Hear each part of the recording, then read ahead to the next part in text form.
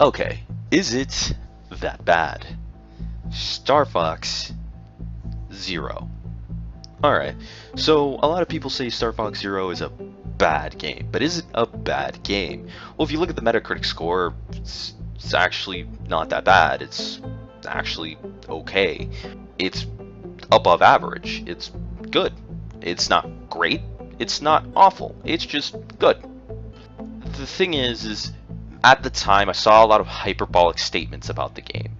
And when I saw my friends who had Wii's say, man, I don't think I like this game because they said the controls were bad, and I'm just looking at them like, you do realize, like, if you look at any of their prior reviews, especially quite a few of them, like Jim Sterling, they kind of didn't like games like Kid Icarus for the controls. So yeah, let that sink in. So the fact that people just take it at face value without doing a little bit of research is kind of disheartening, because this game is not that bad. Controls wise, it's fine. If you're willing to learn the controls, it's fine. If you didn't learn the controls, how the fuck is it a bad game? How are the controls bad? It was like back when Shadow of the Colossus came out. Not a lot of people liked the control scheme for Shadow of the Colossus. It was sluggish as fucking still is. But that doesn't exactly make it a bad game. So if you're not going to learn how to play, don't play. Don't say the game is bad if you don't want to learn.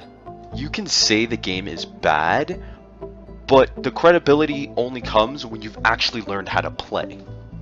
And let's just talk about the graphics argument for a minute, alright? Are you talking about the graphics or the aesthetic? Because if you don't like the graphics, then okay, fine, you know, some of the textures are a bit low res.